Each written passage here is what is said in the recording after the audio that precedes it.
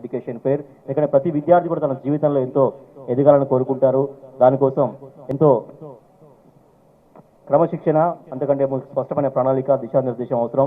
కాబట్టి వాళ్ళందరికీ స్పష్టమైనటువంటి ఒక సమాచారం అందించడం కోసం ఉద్దేశించబడిన తెలంగాణ గోల్డెన్ ఎడ్యుకేషన్ ఫెయిర్ ఈ చల్లటి ఆహ్లాదకరమైన వాతావరణంలో ప్రారంభించబడినందుకు సంతోషం వ్యక్తం చేస్తూ ఉన్నాం.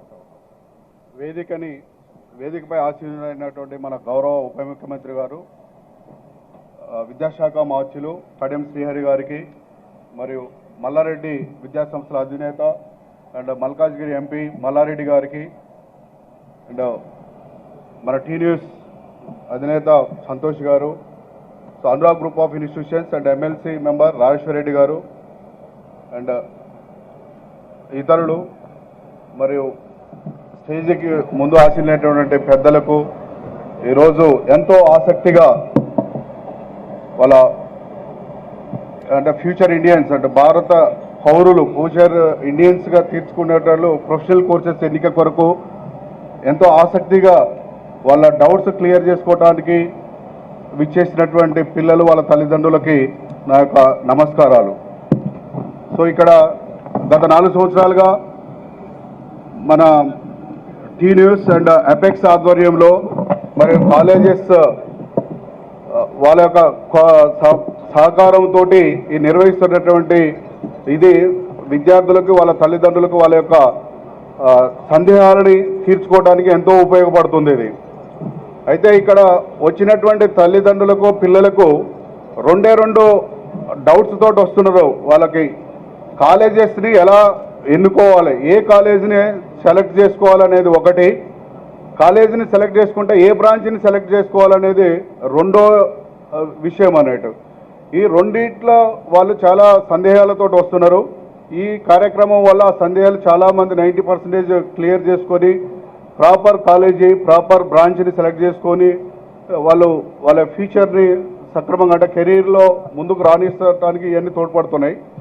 అయితే నాకున్న ఈ ఎక్స్పీరియన్స్ ఇంజనీరింగ్ కాలేజెస్లో ప్రిన్సిపల్గా ఉన్న ఎక్స్పీరియన్స్ అయితే, ఫ్యాకల్టీగా ఉన్న ఎక్స్పీరియన్స్, యాజ్ అడ్మినిస్ట్రేటర్ నాకున్నటువంటి అవగాహనతోటి మీకు కొన్ని సలహాలు, సూచనలు ఇవ్వదలుచుకున్నాను. సో కాలేజెస్లో సెలెక్ట్ చేసుకునేటప్పుడు ఒక పాయింట్స్ని క్లియర్గా చేసుకోవాలి. అందరు పిల్లలు, తల్లిదండ్రులు మధ్యతరగతి కుటుంబీకులు ఎక్కువ మంది చదివిస్తుంటారు. వాళ్ళ యొక్క ఆశలంతా ఉద్యోగ అవకాశాలు ఉంటున్నాయా లేవా. ఫస్ట్ అనేది ప్లేస్మెంట్స్.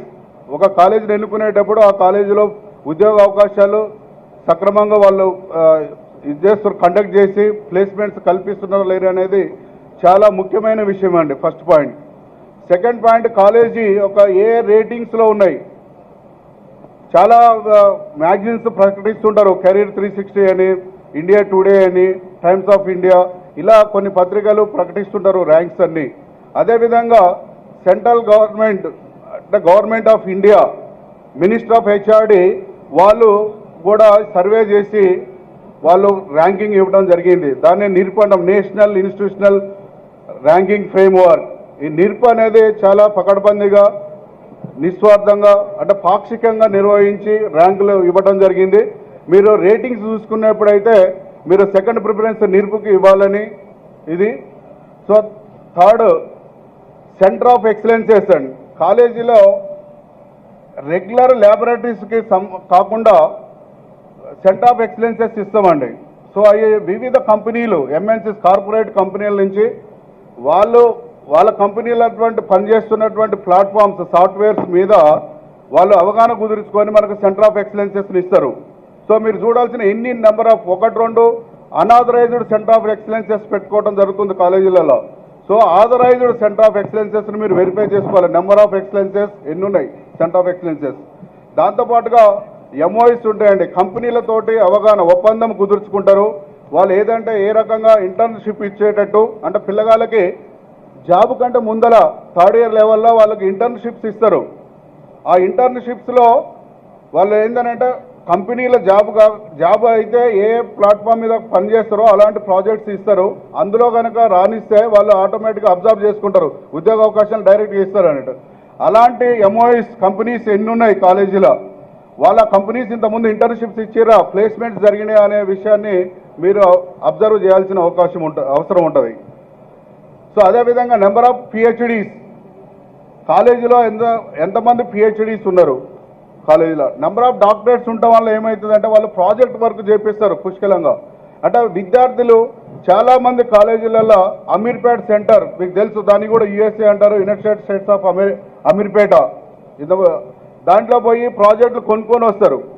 దానివల్ల వాళ్ళకి టెక్నికల్ స్కిల్స్ రావండి, అవగాహన సబ్జెక్ట్ మీద అవగాహన అనేది ఉండదు.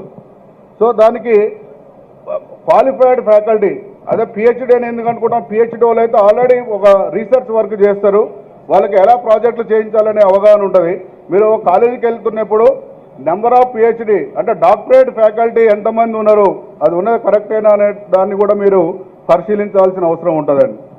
అదేవిధంగా అటానమస్ స్టేటస్, అది కూడా కంపెనీలకు అనుగుణంగా కొన్ని సబ్జెక్టులని పెట్టేసి ఈ అటానమస్ వాళ్ళు కూడా కంపెనీకి ఇండస్ట్రీకి పోయిన తర్వాత కంపెనీలో ఏ జాబులు చేస్తారో అలాంటి కోర్సెస్ మీద కూడా వాళ్ళు ట్రైనింగ్ ఇవ్వటం జరుగుతుంది, in addition to the regular academics అన్నట్టు. సో అటానమస్ విధంగా మనకి నేషనల్ బోర్డ్ ఆఫ్ అక్రిడేషన్ ఉందండి, ఎన్బిఏ అనేది కూడా ఒక ఇది. సో అది కూడా చేస్తే ఏంటంటే ప్రాపర్గా కాలేజీలలో క్లాసులు కండక్ట్ చేస్తున్నారా, డాక్యుమెంటేషన్ ఉన్నదా, ప్రాజెక్ట్ వర్క్ చేపిస్తున్నారా, ప్లేస్మెంట్స్ ఉన్నాయా, ఇవన్నీ కూడా ఈ సంస్థ మనం ఏదైతే పేరెంట్స్ కోరుకుంటారో ఈ కాలేజీలో ఉన్నాయన్నీ ఈ NBA national board of accreditation అనే టీము కాలేజీని విజిట్ చేసి ఇవన్నీ వెరిఫై చేసి మనకి ఎన్బిఏ ఇవ్వడం జరుగుతుంది.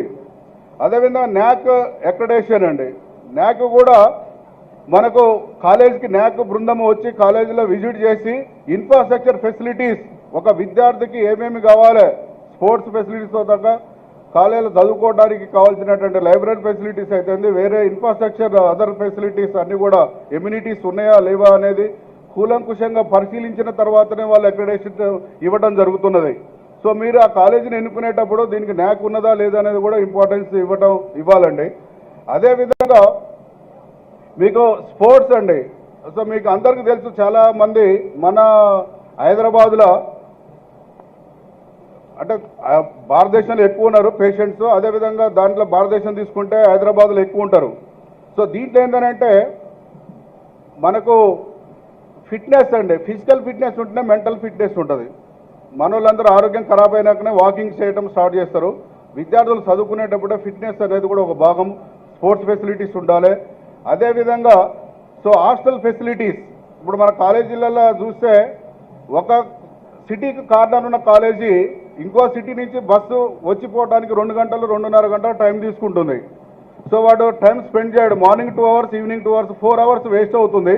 అదే ఇన్సైడ్ హాస్టల్ ఫెసిలిటీ ఉందనుకోండి, రెసిడెన్షియల్ క్యాంపస్ అయినప్పుడు మీరు ఈ 4 అవర్స్ను కూడా స్టడీస్ మీద, అదర్ యాక్టివిటీస్ మీద, టెక్నికల్ అదర్ సాఫ్ట్ స్కిల్స్ మీద కూడా మీరు దృష్టి పెట్టడానికి సమయం ఎక్కువ వస్తుంది కనుక మీకు హాస్టల్ ఫెసిలిటీ అనేది one of the important factor.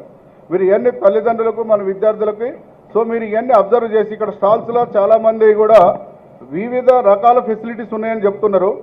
నా యొక్క విన్నపము రిక్వెస్ట్ అందరు పేరెంట్స్కి స్టూడెంట్స్కి ఏంటంటే మీరు కాలేజీని విజిట్ చేయండి, అక్కడ ఉన్న పాత విద్యార్థులని, చదువుతున్న విద్యార్థులను కూడా ఎంక్వైరీ చేసి ఇది బెస్ట్ కాలేజా లేదా అనేది మీరు అందరూ స్టాల్ చూస్తున్నారు, సందేహాలు వస్తాయి, అందరూ అదే చెప్తున్నారు అని. సో మీరు ఫీల్డ్ మీద పోయి కాలేజీని చూజ్ చేసుకొని మీరు సరి అయినటువంటి కాలేజీ, సరి అయిన branch, come to the branch selection. Second point, మీరు బ్రాంచ్ ఎన్నుకునేటప్పుడు స్టూడెంట్ ఇంట్రెస్ట్ అండి, మనం ఏదో చేయలేదని తల్లిదండ్రులు నాకు ఎంబీబీఎస్ చేయాలని ఉంటుంది, స్టూడెంట్ని ఎంబీబీఎస్ అంటారు, ఇంజనీరింగ్ చేయాలని ఉంటుంది, వాళ్ళు ఇంజనీరింగ్ మీద రుద్దుతారండి. సో ఇంజనీరింగ్లో ఒక 4 ఇయర్స్ తర్వాత 4 ఇయర్స్ ఇంజనీరింగ్ డిగ్రీ బాగా చేసినప్పుడే వాడు 40 ఇయర్స్ ఆఫ్ లైఫ్ని సక్సెస్ఫుల్గా లీడ్ చేస్తారు. సో లవ్ తోటి చేయాలి, డిగ్రీ అనేది ఫోర్స్ తోటి చేయకూడదండి. సో స్టూడెంట్ యొక్క ఇంట్రెస్ట్ని మనం చేసుకొని ఏ బ్రాంచ్ని సెలెక్ట్ చేసుకున్నా ఉద్యోగ అవకాశాలు ఉంటాయండి. చాలామంది పేరెంట్స్కి విద్యార్థులకి ఒకటే సందేహము, కంప్యూటర్ సైన్స్ ఉంటేనే ఎంఎన్సీస్లో జాబ్ వస్తుందని. వాళ్ళు ఎంఎన్సీస్లో సర్వీస్ బేస్డ్ కంపెనీస్లలో 90% ఆల్ బ్రాంచెస్ని రిక్రూట్ చేసుకుంటాయి.